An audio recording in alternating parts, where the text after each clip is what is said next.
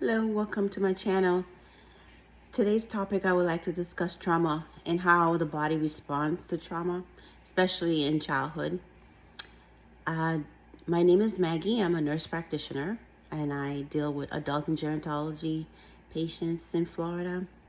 And I've noticed a lot of my patients have experienced trauma in their lives, and they were not a way for me to measure or to have the discussion with them about the traumas that they face and how it is linked to chronic conditions that they're having now, and for example, high blood pressure, diabetes, um, especially autoimmune conditions, the little vague conditions that people cannot, doctors can't really diagnose, like fibromyalgia, chronic pain, chronic fatigue.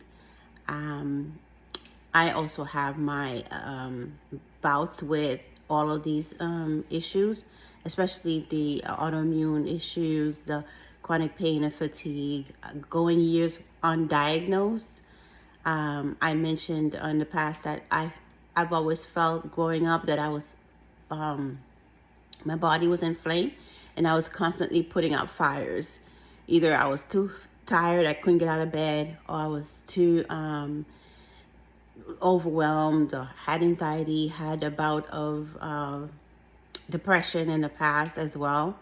Um, but it took a lot of determination and studying, which is one of the reasons why I went to school as a nurse and was very curious on how to heal myself.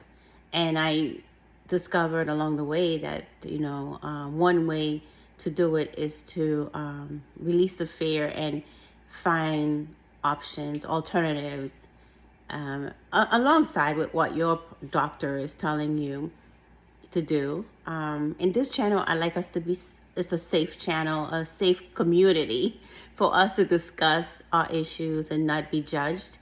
I personally, again, have had experience with PTSD, and I actually took this ACE score. It's the ACE score, it actually measures your experience in childhood, adverse childhood experience score.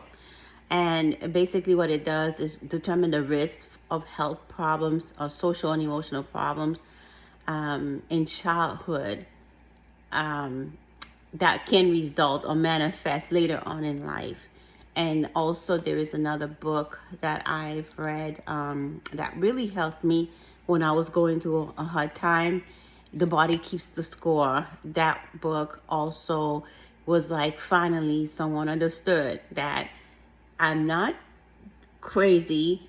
It's the fact that I had so many incidents of events that occurred in my childhood or trauma that my body later on decides it wants to either shut down and just go to sleep, or become too depressed, or the pain gets so intense. Um, but the good news is there is hope for us. Okay.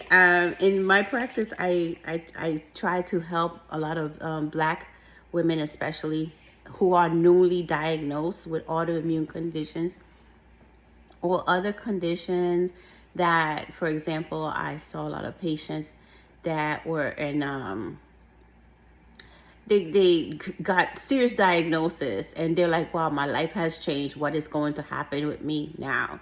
And now I understand, because again, I was in that condition when I first got diagnosed with my autoimmune condition.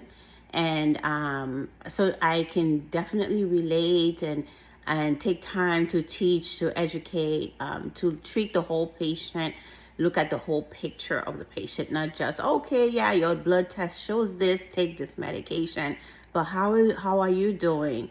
Do you, what happened to you when you were a child? What happened to you growing up? Was there anything traumatic? Was there anything that you're facing challenges now with? So it just opened a lot of doors to have conversations. This ACE score, you actually can go online and actually find what your ACE score is. They ask you many things like it predicts the likelihood of you becoming an alcoholic, suffering from depression, having serious problems working, financial problems, what are your chances of a heart attack or having a stroke. So it actually is a great tool. I took the test myself and I was a 10 out of 10. That's how much of a risk I had. But at the same time, there is a resilience test that you can also take, and it show you how did you manage. Especially me, I'm like, how did I manage to survive and thrive now with everything that went on in my life. And I found out I had a lot of childhood positive childhood influences, neighbors, teachers, family, and I believed I had a strong belief in God that pull me through, and I still rely on today. So you can always go online, and I can put the link down for you to check it out yourself. But it's a very important studies that were done by Kaiser and the CDC. So that's a good tool for us providers when we treat patients, for us to determine what are your risk scores, and then we move on to the topic of, now that you're an adult, how can you soothe yourself? What can you do to overcome these challenges? They're not a death sentence, most likely. It's just more, what do we need to help you with now to be a better you? In fact, I personally thought when I was diagnosed with my autoimmune condition, it was a chance for me to stop and really look at my life. Was I living somebody else's life or opinion of myself? Or what was I doing? And my whole life changed. I changed directions. I became a better person after I got diagnosed. I was more involved with other people. I wasn't all self-centered about making money. So there's a lot of positives that can occur having an autoimmune diagnosis or other chronic disease diagnosis. That it's not the end of there's ways for you to find ways of loving yourself back into health. That's what I call it. I strongly believe in working with your provider, your local provider, to discuss any topic any research that you heard of. At the same time, I believe in alternative treatments that can help you to be your better self. Okay, I got my notes here. So the ladies' channel that I was listening to, it's the Therapy in a Nutshell. This young lady, she's very good at talking about trauma, not to make it emotional, but more, these are the things that occur in trauma, and what you can do to help love yourself back, right? So I have a couple of tips for healing, okay? But I want to say this topic is so much. There's so much to unpack. There's so much that I can discuss, but I will leave it for another time.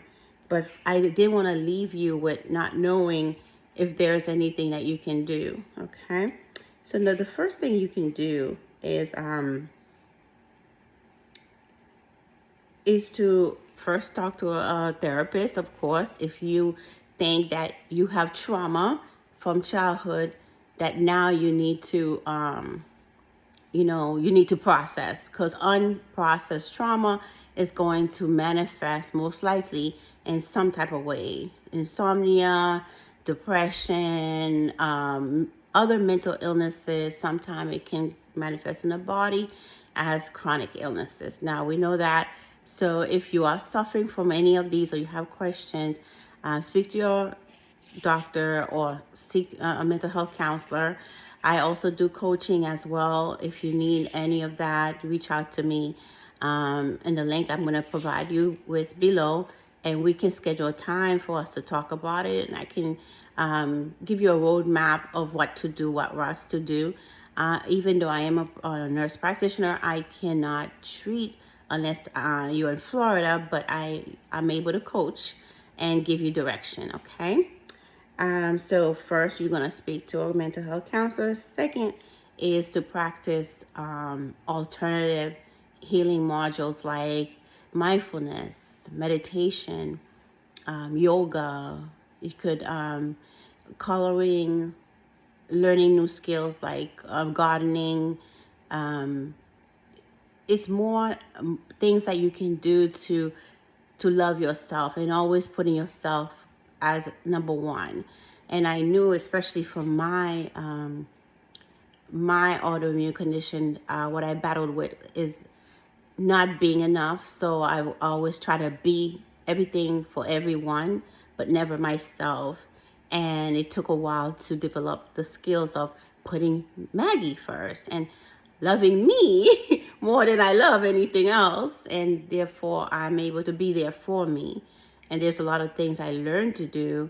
Um, and one of them is, exercising, doing yoga, um, becoming a better skilled at dieting, my healthy diets like whole foods, eating natural foods, drinking water more than other beverages, um, taking acupuncture, massage.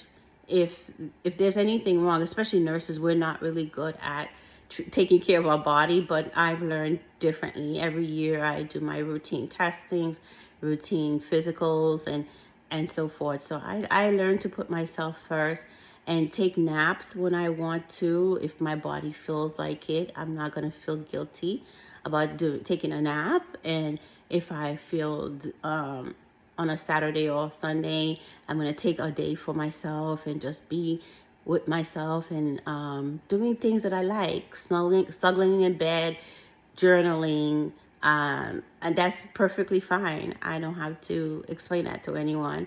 And my body thanks me for it later because I feel whole and I can give back to society. I can give back to my patients. So the last tip I want to leave you with is building and creating healthy communities, healthy relationships that also helps to create those resiliency that I was talking about. Even though you may have scored high on this ACE score, but having resilience, having a belief in God, joining a church, or any other community that is supportive of you, that gives you support and it keeps you from depression. It actually helps with preventing heart disease.